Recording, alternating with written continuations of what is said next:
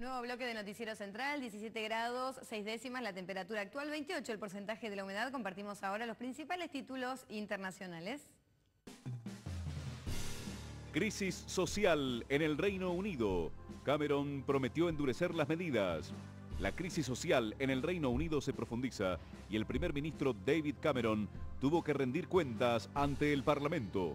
Durante el encuentro, el Premier aseguró que se implementarán medidas más duras para evitar nuevos desmanes y que le quitará la ayuda social a quienes participen de las revueltas. También aseguró que las autoridades investigarán y esclarecerán el asesinato por parte de la policía del joven Mark Duggan, hecho que dio inicio a las manifestaciones de repudio contra la violencia policial y las medidas económicas del gobierno. A su vez, Cameron reafirmó que no dará marcha atrás con el recorte del 20% del presupuesto de la policía como parte del duro ajuste que está implementando para reducir el déficit público. Haití, a un paso de la hambruna. Así lo publicó la Coordinación Nacional de Seguridad Alimentaria. El representante de esa institución oficial, Gary Matthew, señaló que la inestabilidad política en Haití, las sequías y las amenazas ciclónicas ponen al país a un paso de la hambruna y dentro de pocos meses no alcanzará la cantidad de comida necesaria para alimentar a la población. Haití vive una situación de desastre desde hace más de un año, cuando un sismo provocó más de 300.000 muertos y 2 millones de damnificados, de los cuales más de 630.000 residen aún en campamentos de lona. Además, padece una epidemia de cólera que cobró ya casi 6.000 vidas. Chile. Los estudiantes volvieron a pedir un plebiscito.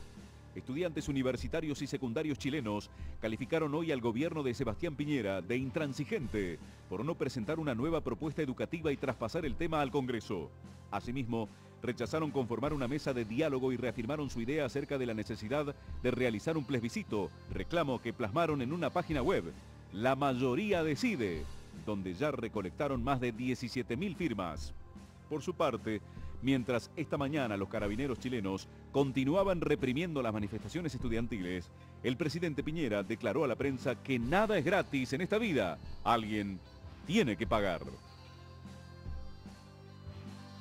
Y con esta última información es con la que nos vamos a quedar y estamos, por supuesto, para más detalles y saber todos los pormenores de esta situación con Pablo Fernández, nuestro columnista de política internacional. Pablo, ¿cómo estás? Bienvenido. ¿Tanto tiempo? Sí, ya no sabía ni cómo poner el micrófono. Nos tenías medio abandonado. Me fijé si estaba colocado. No, está todo bien. Bueno, Pablo, ¿qué está pasando en Chile? Una protesta estudiantil que sin dudas ya ha trascendido el país. Acá en Argentina también se han hecho muchas manifestaciones en apoyo. ¿Qué es específicamente lo que pasa? Me parece que lo que se está privilegiando es a veces un sesgo informativo que está en todo caso retransmitiendo si hay conflictos que tengan más que ver con lo policial, ¿no? Entonces, en base a una insinuación, crear todo un consenso, sobre todo de fuerza de opinión, que tiene que ver con, bueno, hablar sobre cosas que en realidad no son sustanciales. O sea, no puedo dejar de referirme a los sucesos de Londres o de los barrios, que ahora se ha trasladado a todo Inglaterra, ¿no? Y que se habla de la cuestión vandálica, si hay menores de edad robando celulares o no, y no el trasfondo o en realidad cuáles son los mecanismos que llevan a que un chico de 11 años esté frente a un escaparate tirando un ladrillazo. En esos términos uno puede realmente comprender que lo de Chile también está pasando por ese tamiz informativo, ¿no? La espectacularidad de las imágenes de los carabineros golpeando a profesores y a estudiantes a veces son utilizadas también por la derecha informativa como para hacer una especie de ranking de, bueno, cuántos detenidos por día, qué va a pasar, qué es lo que se está reclamando. Y hay un quiebre muy fuerte, que es lo que a nosotros nos interesa de estudiar en estas manifestaciones respecto a lo que son, primero, las etapas anteriores de estas democracias vigiladas, porque creer que los estudiantes chilenos sacan 100.000 personas a la calle en estos días es también desconocer una historia de trabajo de base de muchísimo tiempo, en el cual también forman parte los estudiantes secundarios o los pingüinos, que también son muy conocidos así popularmente en Chile. Y por otro lado, entender, por ejemplo, que en estos momentos que se está realizando en Uruguay el Congreso Latinoamericano de Estudiantes, que es una firme defensa de todos los estudiantes latinoamericanos por la educación pública, también se marcan todos estos movimientos tectónicos en la sociedad chilena como parte de una crisis general que tiene el capitalismo. No es la caída de las bolsas o los lunes negros, ¿no? Como me gusta hablar, que son títulos pegados. Hay una crisis civilizatoria que está atravesando este sistema de dominación mundial, que estas grietas en algún punto ya no solamente dejan de ser estos detalles que yo decía coloquiales, ¿no?, sobre el ranking de detenidos. En realidad hay una crisis fuerte del sistema educativo en Chile porque tiene que ver con una situación que es insostenible. No por el gobierno de Piñera, tampoco lo estoy exonerando ni mucho menos, ¿no? Lo que contaba recién en los títulos es bastante claro, digamos, su concepción de cómo Sí, él tiene que una ser. postura. Pero es una crisis que está sostenida en base a estos lugares comunes sobre que, bueno, Chile el país ordenado, Chile el país donde los semáforos se respetan, donde las calles están limpias, Chile el país que aplica el neoliberalismo y el principal socio precisamente hoy de lo que podría haber sido el ALCA o los Tratados de Libre Comercio en Sudamérica. Claro. Perdón, ¿no? Pablo, esta cuestión, digamos, como hablamos siempre, ¿no?, en relación a los medios y lo que se intenta publicar de una manera y resaltar de otra.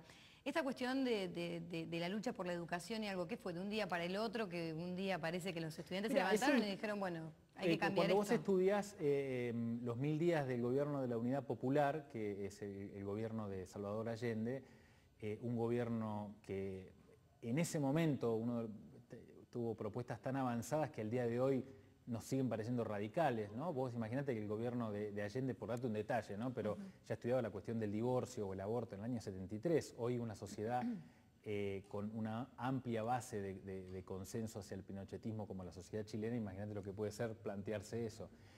La sociedad chilena de ese momento estaba debatiendo la cuestión de la educación y fíjate que ahí hay un factor que no está tenido en cuenta, no porque no haya profundidad en los análisis, sino porque no responda a la espectacularidad de los títulos. ¿Cuánto tiene que ver la Iglesia Católica en lo que está pasando en el control de la educación dentro de Chile? Y una de las puntas basales que tenían los proyectos de Allende de haber superado lo que fue el trágico golpe de septiembre del 73 era encarar la cuestión de la educación para quitarle esa potestad que se arrogó la Iglesia Católica, que en realidad es una empresa, digamos, se comporta como una empresa en esos ámbitos en el Estado chileno, apropiándose no solamente de los contenidos, sino también de la administración de lo que es la gestión pública en la educación, fundamentalmente en las universidades. Eso hoy, trasladado ya casi 4 décadas después de lo que fue el gobierno de la Unidad Popular, nos enfrentamos a este mecanismo en el cual hay una absoluta mercantilización de lo que es, no diría la educación, sino la gestión pública. Este reclamo de los estudiantes chilenos, que es importantísimo que se siga profundizando y se siga abriendo un marco de debate muy fuerte, porque tampoco es que estén en la calle porque les gusta estar en la calle, están en la calle porque todos los ámbitos de discusión han sido superados, digamos, ya no tienen ningún marco en el cual puedan hacerse escuchar con los importantes planteos y las gestiones y los congresos que han realizado. Es un escenario que se puede transmitir mañana también con el tema de la salud o con el tema de lo que es la renta del cobre, que la viga central de la economía chilena está prácticamente privatizada. El sector que no se ha privatizado del cobre es el que controla las Fuerzas Armadas. Digamos, lo único público que queda de la economía chilena.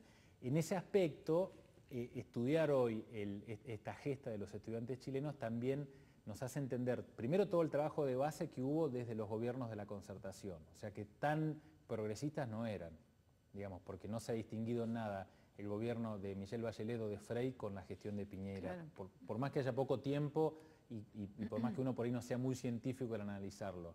Y en otros términos también es real que el conflicto que más atravesó Bachelet fue con los secundarios, ¿no?, que era esa famosa bandera que apareció en Santiago que decía estamos en crisis terminal y Bachelet nos da, Michel, como decían ellos, nos da un tapsin, ¿no?, que era una especie de chiste sobre una situación que era muy cómica, de que ofrecen estas especies de curitas ante una situación gravísima, ¿no? Lo que hoy hizo Piñera, con esto cierro esta parte del análisis, es la muestra de que no les da más, digamos, el gobierno de Chile no es que lo hace sencillamente porque no quiere dar el brazo a torcer, lo hace porque no tiene ningún otro tipo de respuesta para dar. La respuesta menos diplomática son los carabineros y los carros hidrantes. La respuesta más publicitaria, con esa sonrisa perfecta que tiene Piñera, es lo que él dijo. No puede ser gratis, digamos, no les entra en la cabeza, no está concebido. Es como pretender que haya un capitalismo humanizado. Viste que en una época en Argentina se hablaba de un capitalismo menos violento. Es imposible pensar que un sistema puede ser desprovisto, digamos, de su principal eje de movilidad. En el caso de la economía chilena o la política en Chile, es imposible pensar en una universidad pública. Por eso es tan importante la gesta de los estudiantes chilenos, porque en realidad están poniendo en jaque a todo el sistema de política dentro de Chile. O sea, tener más de 100.000 personas en la calle en este momento en Santiago habla de que efectivamente el reclamo excede al ámbito educativo. Hay un reclamo ahí que no está siendo contenido. El punto es efectivamente que ahora se nos plantea en ese sentido, hablamos de las revueltas árabes, ¿no? Bueno, ahora entramos en un punto en el que puede haber contramarchas, porque ahora ya empezás a ver que efectivamente el poder del Estado también se va a hacer sentir, ¿no? Porque lo quieren trasladar al ámbito legislativo, donde lo van a empaquetar, lo van a cerrar y van a tratar de que el tema se cajonee. Pablo, ¿tenemos datos en números, puede ser, en esta columna hoy? Mira, en lo que tiene que ver con, ¿vos decís con la educación en Chile? Sí. La educación en Chile está atravesando específicamente hoy un costo tan alto que para pagarse una carrera universitaria hay que endeudarse casi 15 años.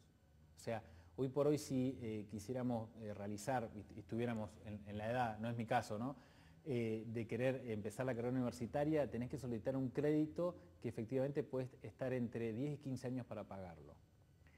Eso habla claramente de que cualquier costo de la canasta básica excede rápidamente el sueldo de cualquier empleado en relación de dependencia, ni hablar de los obreros, ¿no? Ni hablar de aquellos que están absolutamente tercerizados. La economía en Chile es lo que se podría definir en términos de materialismo dialéctico, un hambre genialmente organizada.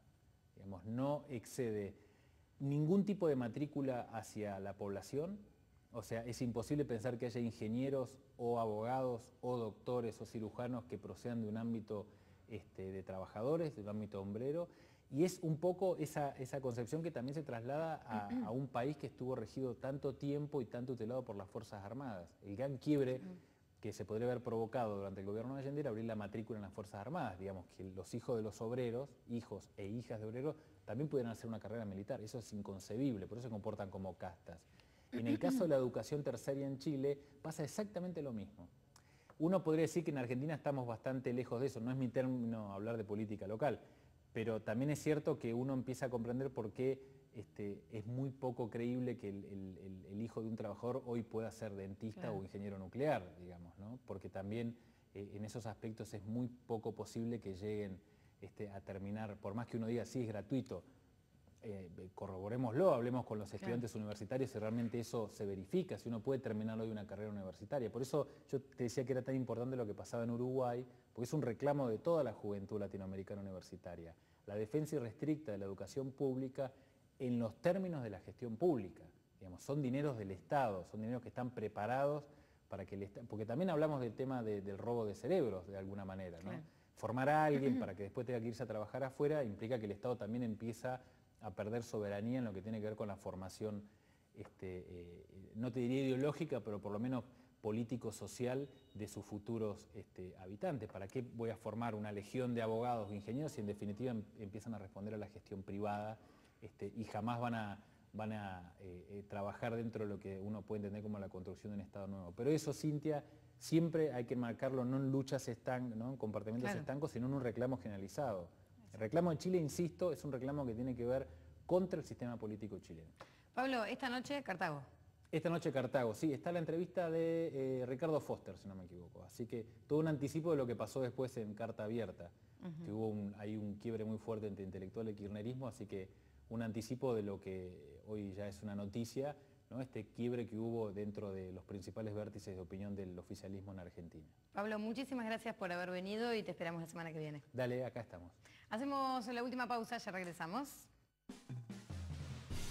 Ruta 7, Neuquén Centenario, anunciaron el fin del peaje en 30 días. El gobierno provincial anunció que levantará en el transcurso de 30 días el cobro del peaje de la Ruta Provincial 7, concesionado desde junio de 2010 a la empresa Corredores Viales del Neuquén Sociedad Anónima. El anuncio lo realizó